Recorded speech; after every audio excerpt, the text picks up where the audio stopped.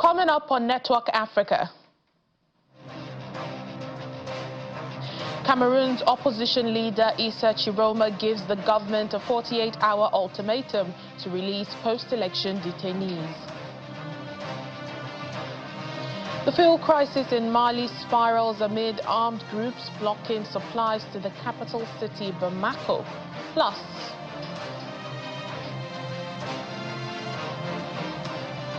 the 30th annual UN Climate Change Conference COP30 begins in Brazilian city of Belém.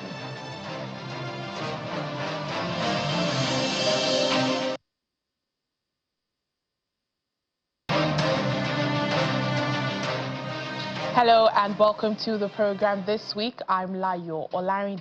Begin this week with headlines over the weekend. On Saturday, thousands of supporters of Senegalese Prime Minister Ousmane Sonko filled the parking lot of Leopold Sédar Senghor Stadium, answering his call for a major rally amid mounting political and economic pressures. A former tax inspector turned opposition leader, Mr. Sonko rose to power on pledges of transparency and economic sovereignty.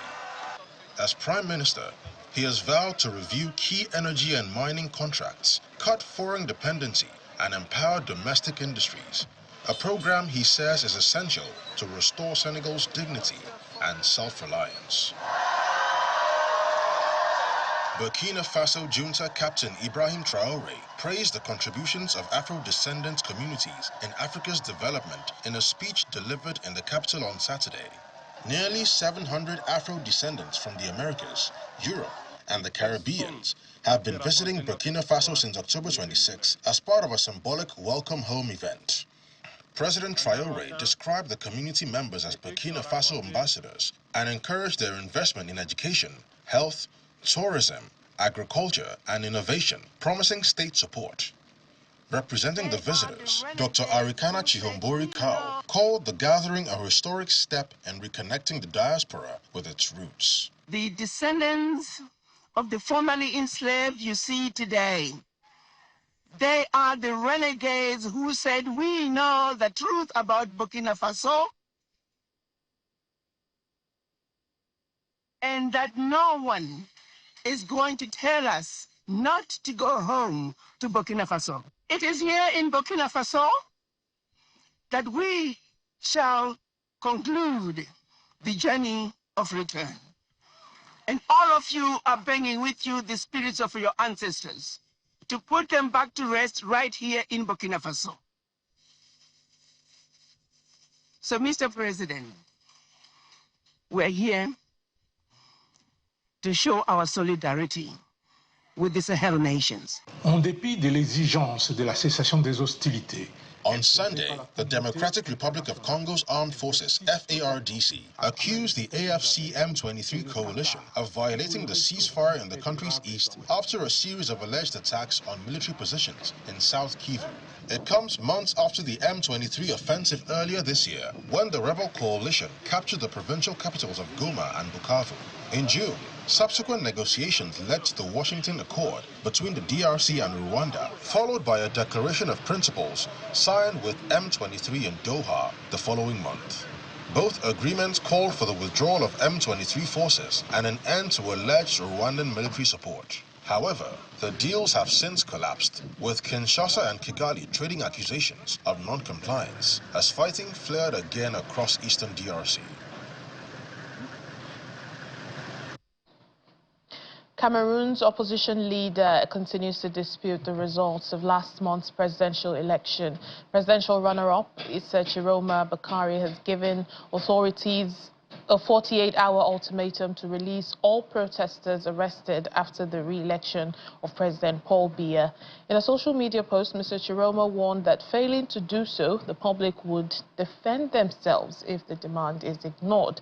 The opposition figure also accused Biya's government of state-based terrorism and ethnic, political and regional cleansing, alleging that hundreds of thousands had been detained outside any legal framework.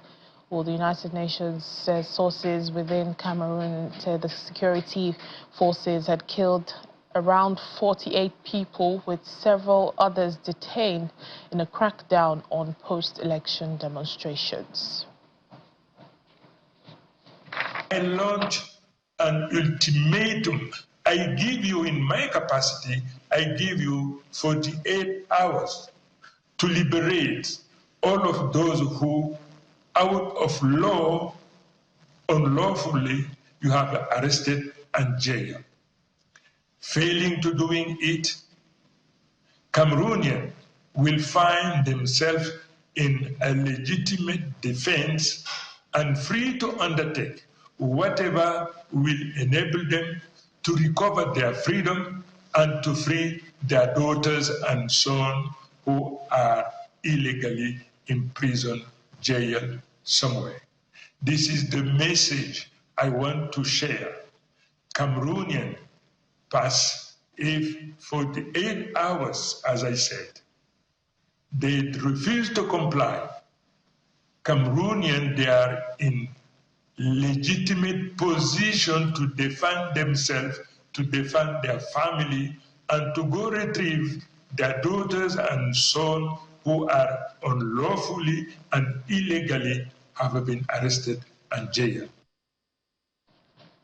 Residents in Bamako are reacting to the French government's call for its citizens to leave Mali, accusing Paris of trying to stoke panic, even as the Al-Qaeda-linked JNIM militant group upends daily life in the capital.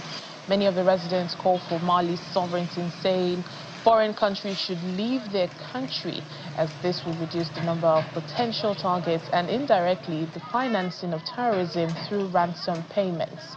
Bamako has been facing a severe fuel crisis since early October, with attacks on fuel deliveries causing acute shortages, power outages, and the suspension of key public services. There have even been reports of fuel tankers entering the country being burnt by terrorists, paralyzing the city. Last week, the US and Britain had urged their citizens to leave the landlocked country due to the deteriorating security situation. Mali, which is ruled by a military government, is struggling to counter various armed groups, including the JNIM.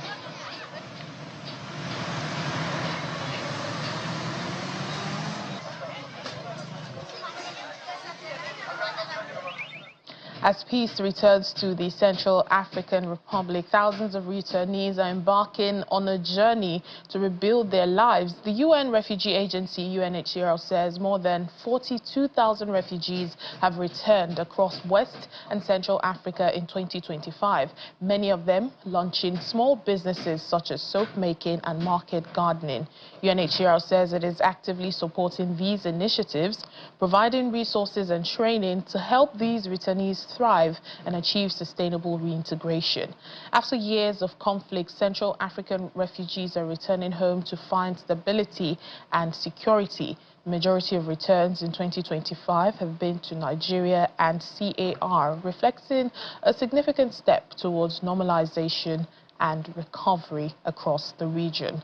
With the support of UNHCR and local partners, the returnees are set to be engaging in livelihood projects that foster economic independence and community resilience.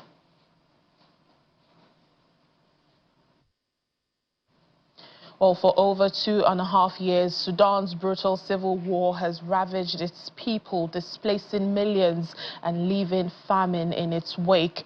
Since the war began in April 2023, 24 million Sudanese face acute hunger, the world's worst humanitarian crisis. Well, the United Nations is accusing foreign involvement in the conflict of prolonging the war. As the war engulfing Sudan escalated in the last few days, the United Nations for the 18th time has sounded the alarm on foreign involvement in Sudan's war. UN Human Rights Chief Volker Turk warns of intensified hostilities ahead, stressing that external support is prolonging the conflict and worsening atrocities. There is no sign of de-escalation. To the contrary, developments on the ground indicate clear preparations for intensified hostilities with everything that implies for its long-suffering people. Given the cataclysmic violence in Al-Fashir, states, especially those who have influence over the parties to the conflict, are put on notice that that unless they act quickly and decisively, there will be more of the carnage and bloodshed and the atrocities that we have already witnessed. The UN experts urged the international community to halt arms transfers and impose sanctions. The Security Council's arms embargo is clear. The provision of continuing military support to sustain parties committing serious violations must stop. I repeat my plea for an immediate end to the violence, both in Darfur and in Kordofan. Bold and urgent action is required by the international community. The United Nations Secretary-General, Antonio Guterres, has said that the UN is not leaving Sudan, urging all parties to cease hostilities and allow aid access, while condemning indiscriminate bombings and urging member states to exert maximum leverage. But what's keeping the civil war's nightmare alive? The UN blames foreign military and political support for the Sudanese armed forces. Backing it, says, fuels atrocities and crushes peace. Sudan's war began in April 2023 as a power struggle between the SAF and the Rapid Support Forces. But it's not just local generals calling the shots. Countries like Egypt, Iran, Turkey are set to be arming the SAF, prolonging the bloodshed. Reports say Egypt and Iran send in drones and missiles, although Cairo denies it. But evidence shows pilots trained by Egypt are operating in Sudan. They also supply cash and weapons. The UN said atrocities in Darfur, mass graves, mass raves, are being committed with impunity. Atrocities such as summary executions, rape, and ethnically motivated violence are continuing within the city. And for those who manage to flee, the violence doesn't end, because the exit routes themselves have been the scenes of unimaginable cruelty. At the same time, I issue a stark warning about events unfolding in Kordofan. Since the capture of Al-Fashir, the civilian casualties, the destruction and mass displacement there have been mounting. On its part, the Human Rights Watch says that the Quad countries of the US, UAE, Egypt, Saudi Arabia have leveraged, calling on them to freeze assets and sanction leaders, not just issue statements. Despite the RSF agreeing to a US-brokered humanitarian ceasefire, the SAF has refused, demanding RSF disarm first. As a result of this, no aid gets in, no peace talks happen. The world isn't just watching, it's funding this horror. In the meantime, the people of Sudan continue to demand accountability, saying it is time for the international community to speak out and act. Support peace, stop arming death. Well, the crisis in the Eastern Democratic Republic of the Congo continues to worsen amid ongoing fighting that has driven tens of thousands of people from their homes, creating acute hunger. This is according to the UN's World Food Programme, WFP. They say aid agencies are also struggling, in particular in provinces overrun by Rwanda-backed M23 rebel fighters at the start of the year. Although dramatic funding shortfalls for humanitarian work have also contributed to the dire situation. Cynthia Jones, WFP's country director for the DRC, says help could be provided more easily if air access were re-established. What we have is the latest food security analysis report, the IPC, which has been released a few days ago. And it shows that the numbers of people that are facing emergency levels of hunger is surging. It has almost doubled since last year. An alarming 3 million people are in that emergency category. And this means what for families? It means that they're skipping their meals, they've depleted all of their household assets, they're selling off their animals, their last goats. And as I said, this figure has doubled since the last one, since last year's report. So the report a year ago. Let's take a break now on the program. Still to come. Freed Kenyan activists return home after over a month in Uganda detention. We'll give you more details after. Please join us again.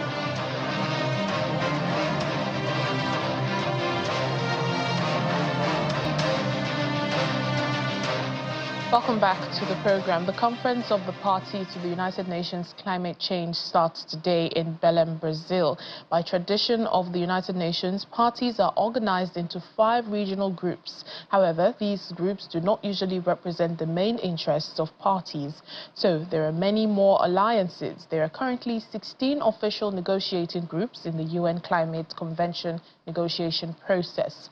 The most recent addition in June 2025 is the group of landlocked developing countries.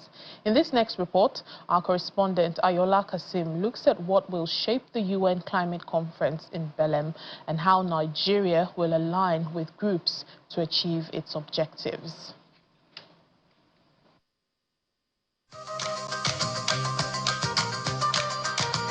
As delegates arrive very hot to Berlin, the government has issued a notice saying to ensure everyone's comfort, the recommended dress code for COP30 is smart casual. So for the next 2 weeks, delegates will not only adapt to the weather, they will have to align with others with similar interests. Nigeria is primarily a member of at least 4 groups: the African group, the G77 and China, the Coalition for Rainforest Nations, and the Organization of Petroleum Exporting Countries, yes, OPEC. It's a recognized group in the climate process, and its inclusion is not supported by all. Meanwhile, some countries like Mali belong to at least 7 groups, the highest so far. Here at COP30, these groups will seek to support, oppose, or make hundreds of indicators on 4 issues, their priorities. The African group is making the development of Global Goal on Adaptation Progress Information Table, or tables, and the establishment of the Intergovernmental Panel on Climate Change Task Force on Adaptation a priority under this issue. There's a lot of climate speak here, but at the end of the day, if the Global Goal on Adaptation is effectively implemented, it will address what analysts describe as not just climate hazards, but also underlying structural vulnerabilities. Basically, what the group wants here is that polluters should pay for our adaptation efforts. Analysts also believe formal climate finance negotiations will be less prominent here. However, the launch of the Baku to Berlin roadmap to $1.3 trillion ahead of the conference will provide an opportunity for parties to reflect on the topic and may influence wider negotiations.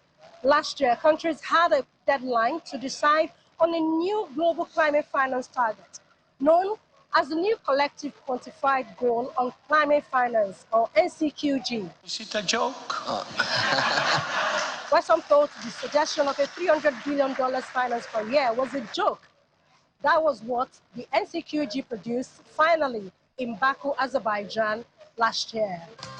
The COP presidency has also made these 2 items its priorities: A, the UAE Just Transition Work Program, and B, the UAE Dialogue on implementing the global stocktake outcomes. And the success of this issue depends on how ambitious the national plans of the parties are. They call the plans the Nationally Determined Contributions, or the NDCs. They are voluntary plans by the countries. And finally, there is the Arrangement for Intergovernmental Meetings, or AIM. Analysts call it COP reforms. This is the agenda item that has the least support, more oppositions and red lines from the groups Nigeria belongs to. They want more affordable, efficient, and inclusive COPs. And let's be honest, attending COP could be quite expensive. From the Hunger Convention and Fair Center of the Amazon in sweltering Berlin, Brazil, Ayola Kasim, Channels Television News. Daughter of the former South African President Jacob Zuma has pleaded not guilty to terrorism-related charges at the start of her trial in the port city of Durban. Duduzile Zuma Sambodla is being prosecuted over comments she made on social media 4 years ago during deadly protests in South Africa following the arrest of her father. A week of anarchy in several parts of the country in July 2021, including looting and arson, left at least 300 people dead, causing damage worth an estimated $2.8 billion. 43-year-old Zuma Sambodla has been accused of fueling this unrest and faces charges of incitement to commit terrorism and public violence, but she has always denied the charges against her. The protests were concentrated in the provinces of Gauteng and KwaZulu-Natal and followed the former president's arrest for disobeying a court order to testify at an inquiry into allegations of corruption while he was in power.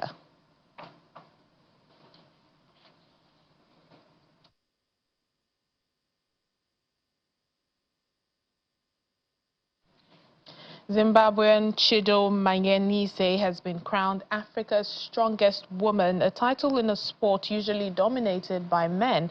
Her victory was sealed at the East Rand Strongest competition in South Africa, but there's no slowing down for Chido as she is back at the gym training with her coach because she has her sights on a higher title, and that's getting into the world's top 10.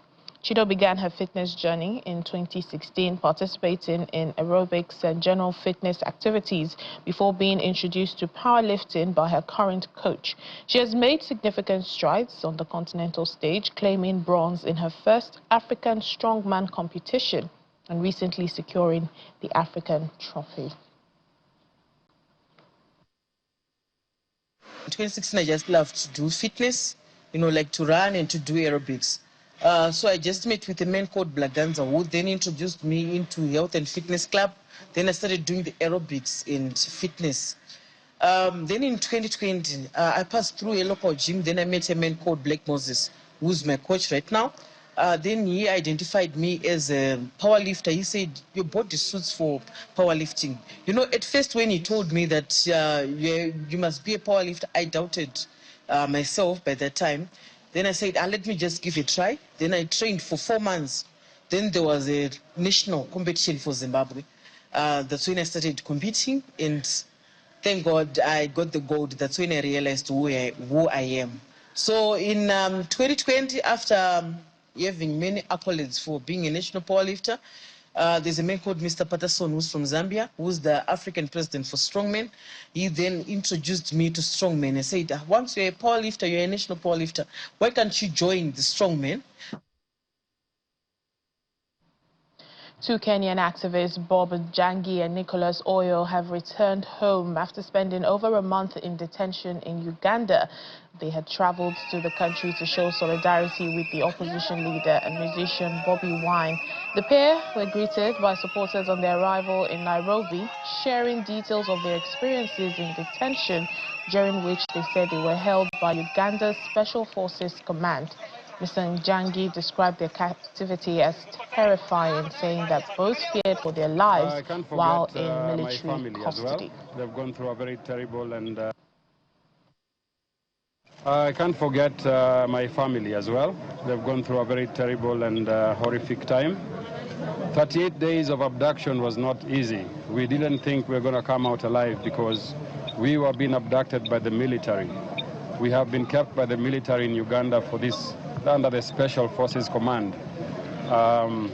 We're going to release more details to you in a short while after we get some medical attention.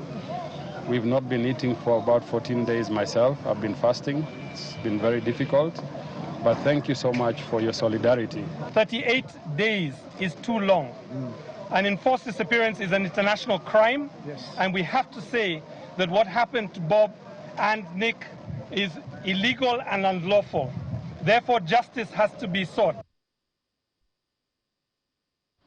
And as we end the program today, here's a fun fact about the continent. Did you know that Sudan fought Africa's longest civil war from 1983 to 2005?